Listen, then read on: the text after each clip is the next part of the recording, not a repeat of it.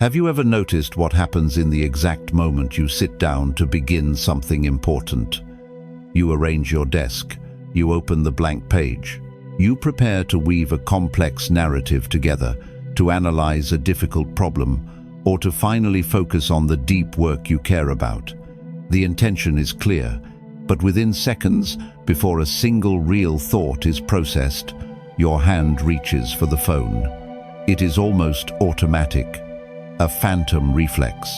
What if the thing you are desperately reaching for in that moment is not a distraction but an escape? Most of your scattered focus is not caused by a lack of discipline. It is caused by a subtle, hidden fear of the present moment. The sudden urge to check a screen is rarely about what is happening on the internet. It is about what is happening inside you.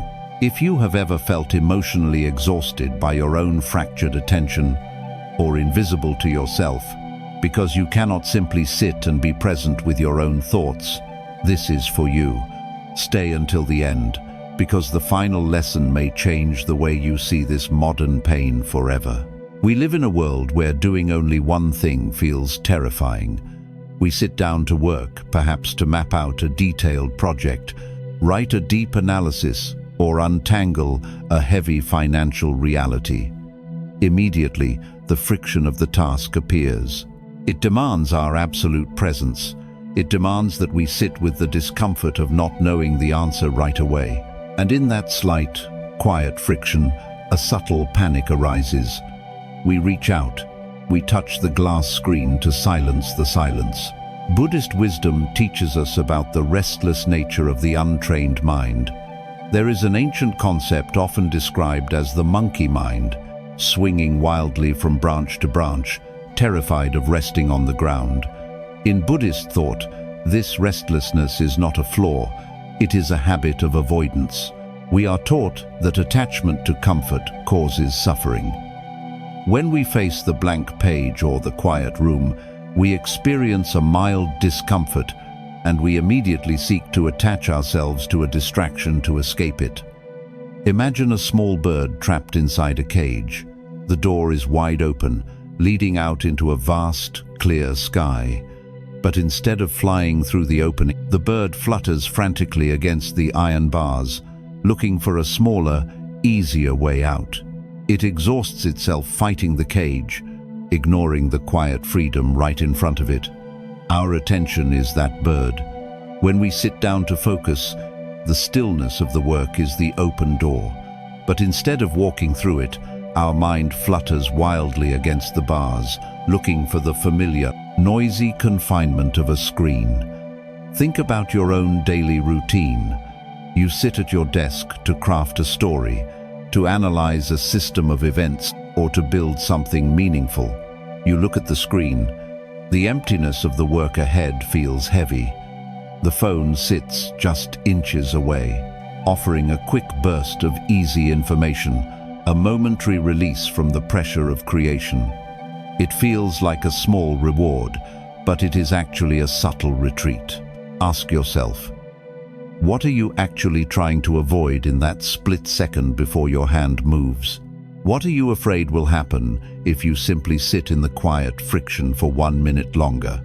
Is the thought of doing the work bringing you peace, or is the avoidance feeding your fear? Pause, breathe. The next time you sit down to begin, and that familiar urge rises in your chest, do not fight it. Observe the thought without following it.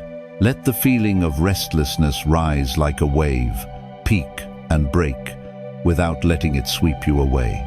You do not need to fight your mind to find focus. Peace is not found by forcing yourself to stare at a screen. It is found by making space for the discomfort to pass.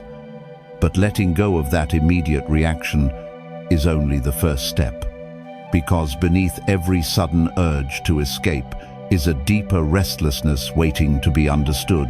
2. Why the mind reaches for escape. What if your lack of focus is not a sign of weakness, but a sign of hidden exhaustion? Here is the truth few people want to face. The mind does not wander because it is empty. It wanders because it is entirely too full. When you sit down to begin a difficult task, You expect clarity.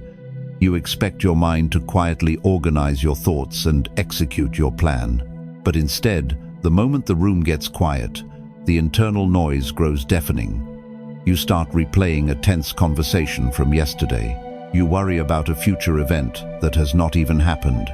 You feel the heavy, invisible pressure of all the things you have not yet achieved. The sudden urge to reach for a distraction is not a desire to see something new. It is a desperate attempt to drown out the noise of your own mind. The screen becomes a shield against yourself. In Buddhist thought, there is a deep understanding of aversion. Buddhist wisdom teaches that suffering is born not just from clinging to what we want, but from constantly running away from what is uncomfortable. We are deeply conditioned to turn our faces away from pain, even if that pain is just the mild frustration of an unfinished task or the awkwardness of not knowing what to do next. Buddhism reminds us that when we run from these small discomforts, we give them power over us. We train our own minds to believe that stillness is dangerous, and that escape is the only way to survive. Imagine holding a glass of muddy water. If you want the water to become clear, what must you do? If you keep shaking the glass, hoping to force the dirt away, the water will only become cloudier. The more you interfere, the messier it gets.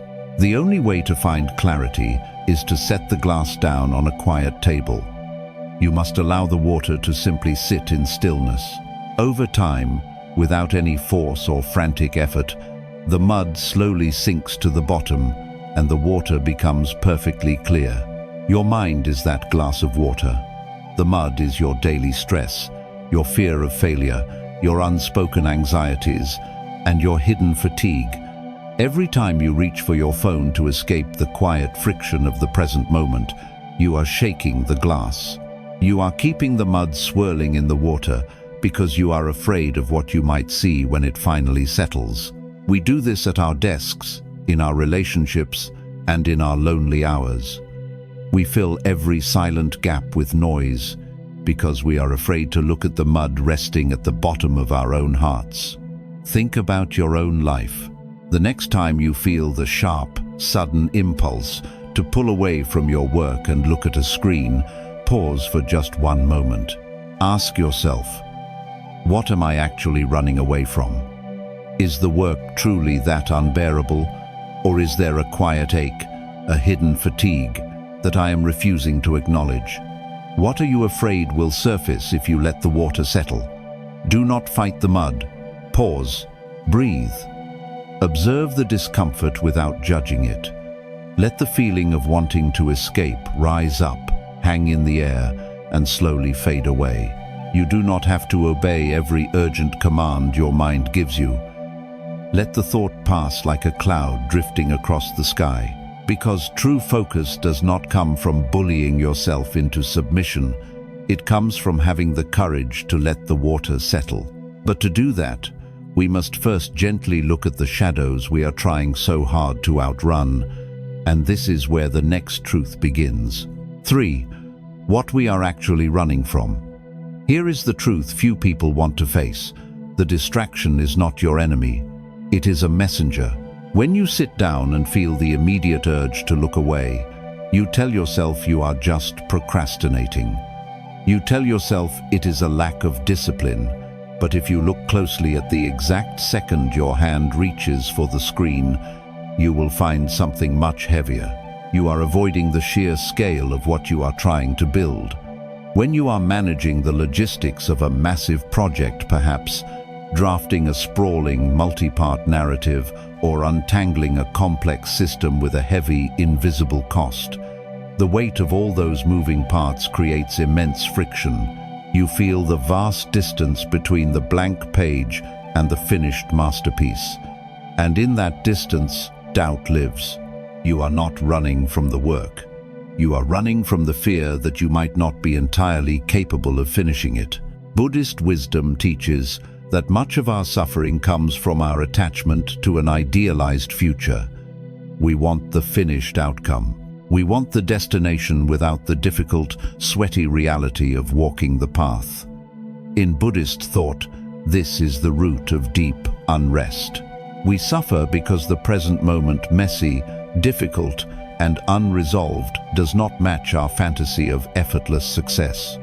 We reject the step we are on because we are so obsessed with the top of the mountain. Imagine a wooden boat moving through rough water. For the boat to travel forward, the hull must push against the river. That resistance, that constant drag against the wood, is what allows the rudder to steer. If you try to lift the boat out of the water to avoid the rough friction, the journey stops entirely. The resistance is not what is holding the boat back. The resistance is the very thing making movement possible. Your daily work is that river. The deep concentration required to analyze a difficult problem or structure, a complex story, is the water pushing against the hull. When you reach for your phone, you are trying to lift the boat out of the water. You are trying to escape the friction. But without that friction, there is no progress. Think about your own life. Think about the pressure to succeed and the heavy expectations you place on your own shoulders. You sit down with grand plans, but the daily reality of executing them feels like carrying stones. You feel the deep, hidden cost of your own ambition, and it is exhausting. The screen offers a temporary harbor, a place where no friction exists. Ask yourself, what are you truly afraid of? Is it the task itself, or the quiet fear that the final outcome will not perfectly match the brilliant vision in your head? What are you still holding on to? Are you clinging to the demand that the work should feel easy? Pause. Breathe. The next time you feel the friction of a difficult task, do not try to lift the boat out of the water. Let the feeling of inadequacy rise without making it your identity. You do not have to be perfect to begin. Do your part, then release the outcome. Because peace is not found by suddenly becoming flawless. It is found by gently accepting the uncomfortable, necessary friction of the present step. But accepting this friction requires us to understand how our own mind builds a trap out of restlessness. And this is where the next truth begins. 4. The restless mind and the open cage. What if the prison of your distraction is not locked? Here is the truth few people want to face. We often complain about feeling trapped by our habits, but we are the ones choosing to stay inside the cell. We sit down to work, faced with the heavy expectation of progress. Instantly, the urge to check the screen overtakes us. We reach out. Then, we feel the familiar guilt. We tell ourselves we are hopelessly distracted. We feel powerless, as if an invisible, magnetic force is forcing us to abandon our focus. We think we cannot help it. We convince ourselves that the noise of the modern world is simply too loud, and our willpower is simply too weak. We believe we are victims of our own restlessness. But Buddhism reminds us of a different reality. One of the deepest lessons of Buddhism is the understanding of false boundaries. We suffer because we over-identify with our passing thoughts. When the urge to escape arises, we believe we must act on it. We forget that an urge is just a passing cloud, not the sky itself. Buddhist wisdom teaches that the untrained mind clings to familiar suffering rather than stepping into unfamiliar peace. We become deeply attached to our own restlessness because the small, noisy world of distraction feels much safer than the vast, quiet space of true focus. Imagine a bird that has lived its entire life inside a small iron cage. The bars are cold, narrow, and restrictive. For years, the bird has fluttered from perch to perch, longing for a way out. But one day, the door to the cage is swung completely open. Beyond the frame is an infinite, quiet, endless blue sky. Instead of flying out, the bird freezes. The sky is too big. The freedom is too silent. The wind is unpredictable. Terrified by the vastness, the bird turns around and goes back to fluttering against the familiar iron bars. The cage is no longer a physical prison. It has become a choice. Your daily relationship with focus is that open cage. When you sit in silence, trying to create, to organize, or to simply be present with a challenging task, the door is wide open. The vast sky of your own potential is right in front of you. But that vastness demands absolute presence. It demands that you sit with uncertainty, looking at a screen, endlessly scrolling, comparing yourself to others, hiding in the noise. These are the iron bars.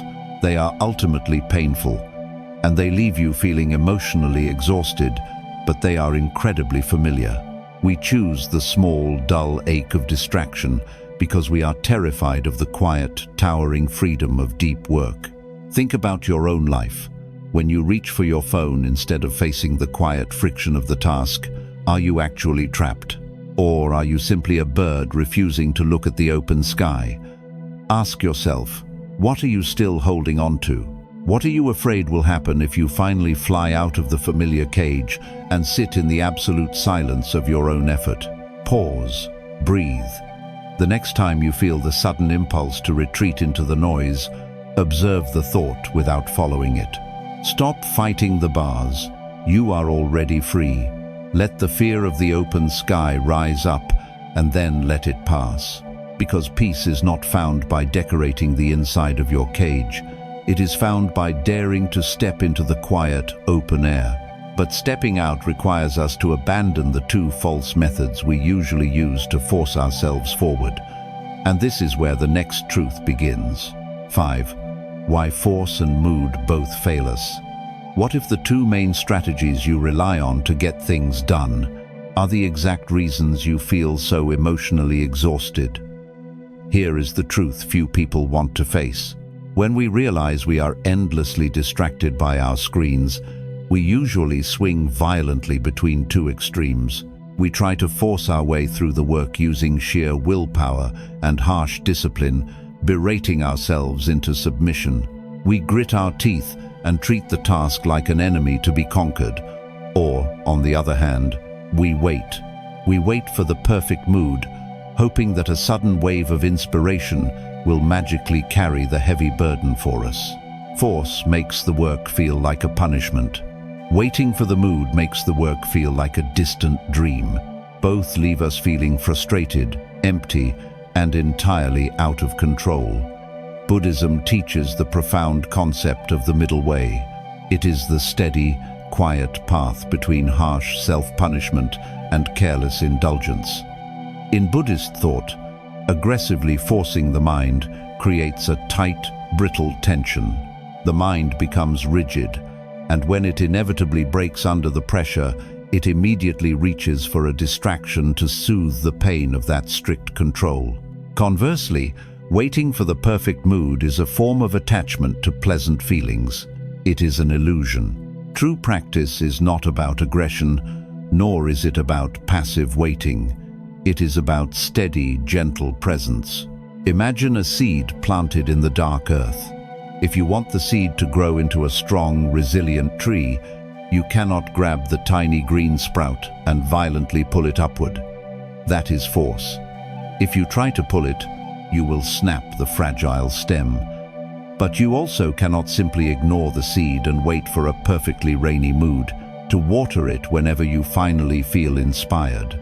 That is neglect, and the seed will wither in the dry soil. The seed only grows with gentle, consistent tending. A little water, a little light, and time.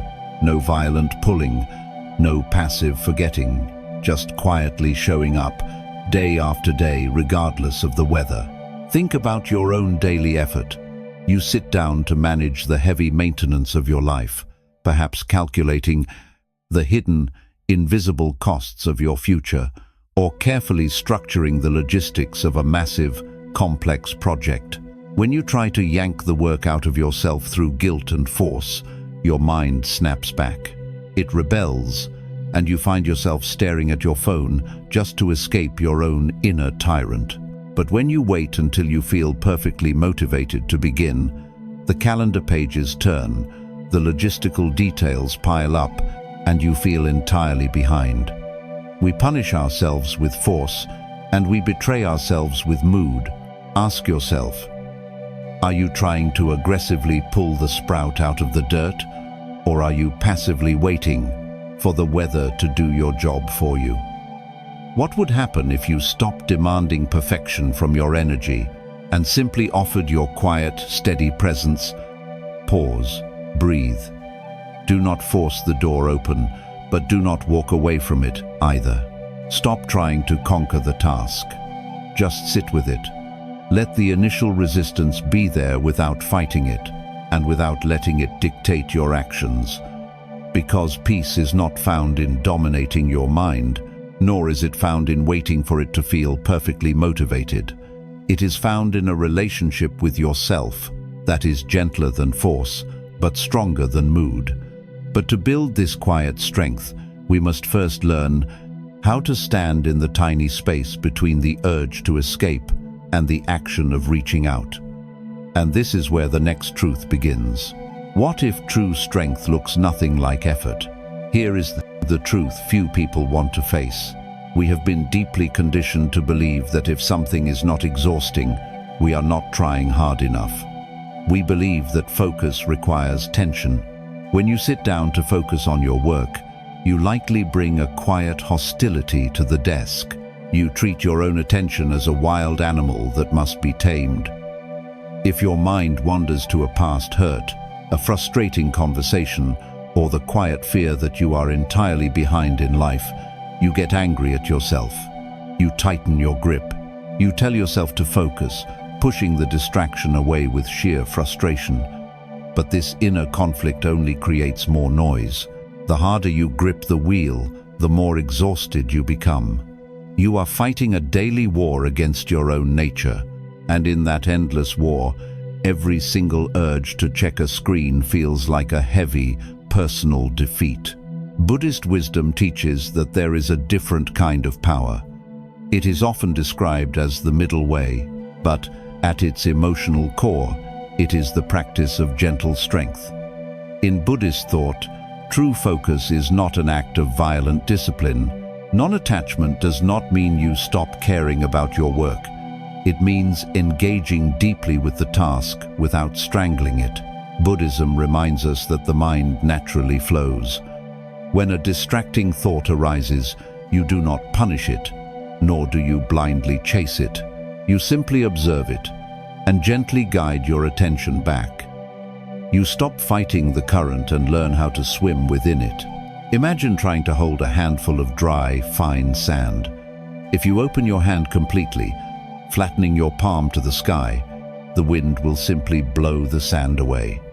That is what happens when you passively wait for a mood. It is too loose, and the day slips away.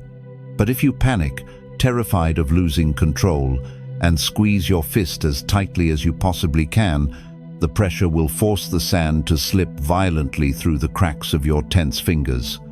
That is the illusion of force. The only way to hold the sand is to gently cup your hand. It must be firm enough to contain the grains, but relaxed enough to give them space. The sand rests easily only when the hand is at peace. Your attention is that fine sand. When you sit down to craft a demanding narrative, map out the strategic logistics of a project, or balance the heavy, invisible financial realities of your life, you cannot just hope the work does itself, but you also cannot squeeze your mind into a rigid vice. The moment you clamp down in sheer frustration, your focus slips right through your fingers. You immediately find yourself staring at a glowing screen, desperately seeking temporary relief from your own harsh grip. We drain our energy not from the actual work itself, but from the incredible, invisible tension of trying to forcefully hold our minds hostage. Ask yourself, are you squeezing the sand? When you sit down to begin something meaningful, does your jaw physically tighten? Do your shoulders rise toward your ears? What are you afraid will happen if you simply soften your grip? What would shift inside you if you stopped treating your work like a bitter battlefield and started treating it like a quiet, steady practice? Pause, breathe. The next time you lose your focus, do not panic. Do not criticize yourself. Let the distraction rise. Acknowledge it with grace and softly bring your attention back to the center of the desk. Because lasting peace is not about having a perfectly silent, flawless mind. It is about how gently you are willing to return to the present moment when the inevitable noise begins. But to master this gentle return, we must first learn to stand in the tiny space between the sudden urge and the physical action. And this is where the next truth begins.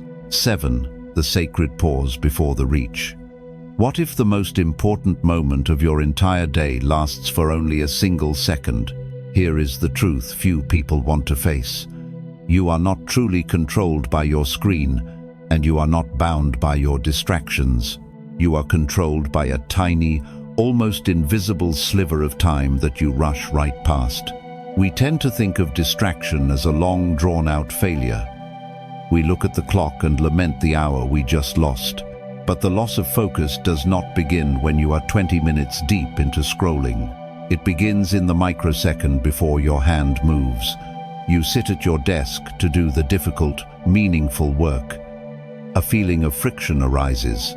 In a fraction of a second, an urge flashes through your mind, and your hand automatically reaches out to grab the device. You do not even make a conscious choice. The action happens so fast that it feels completely inevitable. You feel emotionally exhausted and powerless because you are not living in the space between the feeling and the action. Buddhist wisdom teaches that true freedom is found in this exact space. In Buddhist thought, this is the deep essence of mindfulness. It is not about forcing the mind to be empty or eliminating the urge to escape. It is about illuminating the gap between what you feel and what you do. Buddhism reminds us that when a sudden thought or a restless emotion arises, it is merely a temporary visitor. We do not have to invite it in, and we do not have to obey its commands. We can simply notice it standing at the door. That noticing is the sacred pause. It is the exact moment where our conditioned habits can either be repeated or quietly broken. Imagine a tiny spark jumping from a warm fire and landing on a patch of dry earth. The spark itself is not a roaring fire. It is just a brief, glowing ember.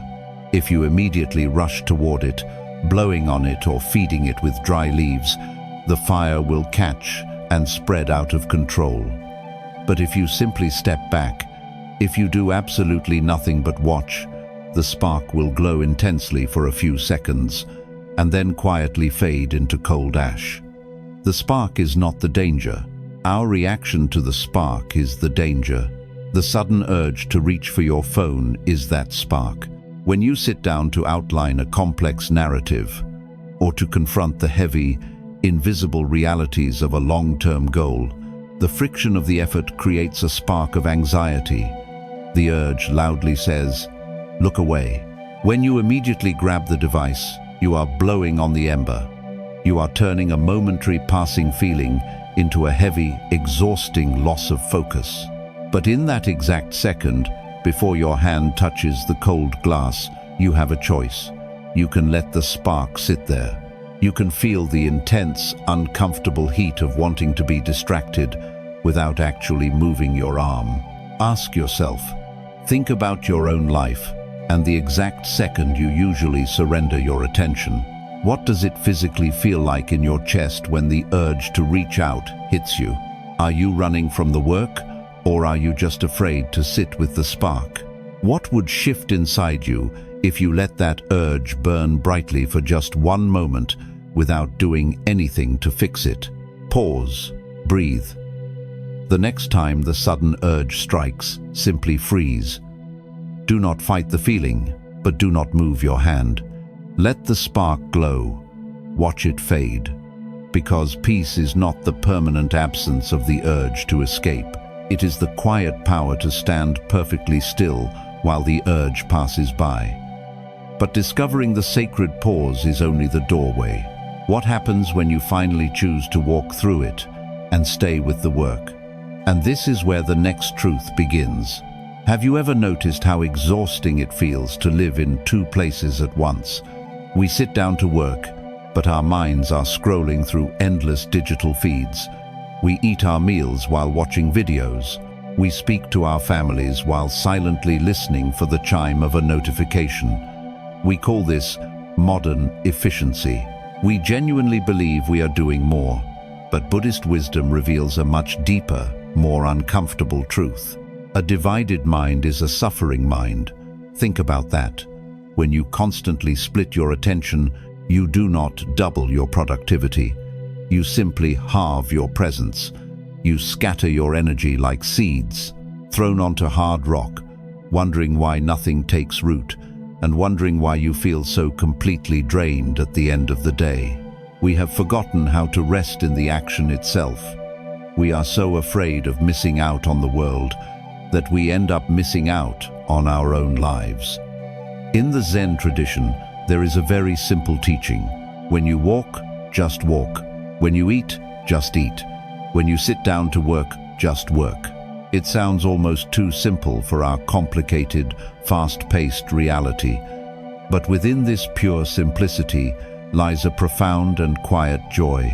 Imagine a single candle burning in a room with open windows. The wind blows forcefully from every direction. The flame flickers wildly, struggling to stay alive, constantly leaning and casting frantic, uneasy shadows against the walls.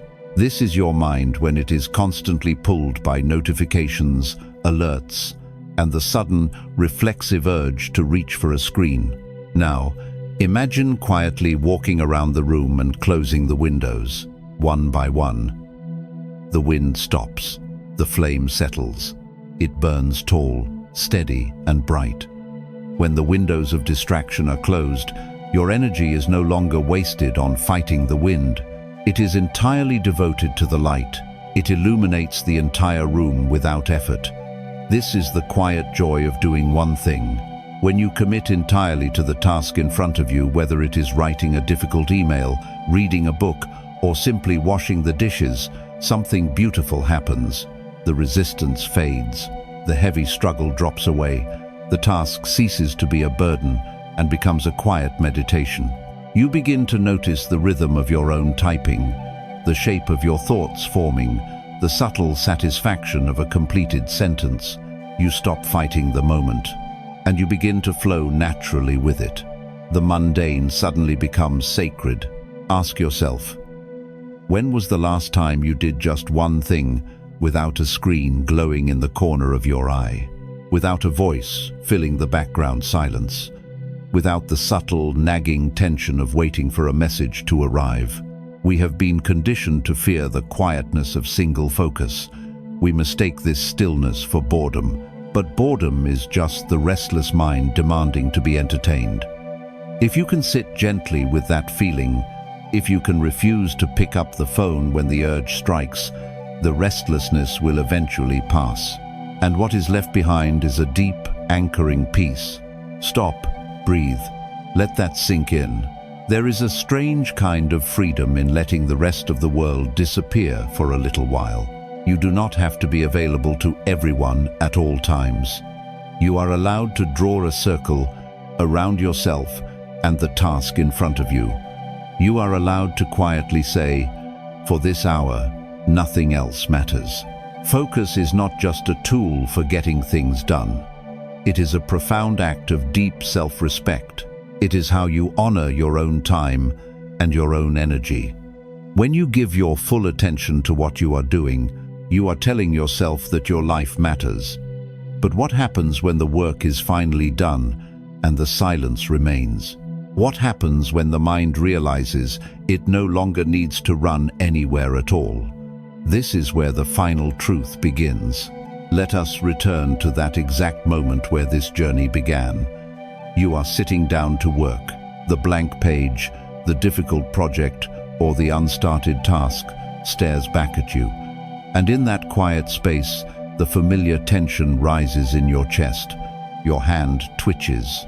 The urge to grab your phone, to scroll through a feed, to escape into the noise of the world, pulls at you like a quiet undertow. But this time, you do not reach for it. This time, you just sit there. You let the urge rise, and you let it pass. because now you know the truth. You know that you were never really running from the work itself. You were running from the stillness. You were running from the temporary discomfort of being entirely alone with your own mind. In the Buddhist tradition, the mind is often compared to a deep mountain lake. When we are constantly reaching, constantly seeking distraction, we are throwing stones into the water. The ripples distort everything. We cannot see the depths. We cannot see the reflection of the moon. We feel chaotic, exhausted, and deeply unsettled. And our modern habit is to think the answer is to throw more stones, to find a better, more entertaining distraction. But the only way to calm the water is to stop throwing stones. You do not need to smooth the ripples with your hands. You cannot force the water to be still. You just need to step back, stop reacting, and let the lake settle on its own. When you stop forcing yourself to focus, and stop waiting for the perfect mood to arrive, you discover the middle way. A gentle, quiet presence. You realize that true focus is not a rigid cage you lock yourself inside. It is a sanctuary. It is the deep, undisturbed water where you can finally rest in what you are doing. Think about your own life. How much energy have you spent fighting yourself? How many hours have you lost? Not to actual work, but to the exhausting dance of avoiding the work. You do not have to live that way anymore. The next time you feel the sudden panic of beginning, do not fight it, and do not run from it. Just pause, breathe, observe the feeling without becoming it. Watch the restless energy drift across your mind, like a dark cloud moving across a vast, endless sky. Do not chase the cloud. Just let it pass. There is no perfect moment to begin. There is only right now. When you drop the need to control how you feel, and when you release the attachment to being perfectly comfortable all the time, a profound shift happens. The task ceases to be a threat. The present moment becomes a safe place to land. You begin to trust yourself again, because peace is not something you will ever find at the bottom of a digital screen. It is not waiting for you in the distant future, when all your work is perfectly finished. Peace is found in the quiet, steady devotion of simply being where you are, doing what you are doing, without needing to be anywhere else. If these lessons touched your heart, share this video with someone who may need a little more peace today. The storm will pass. Stay with yourself.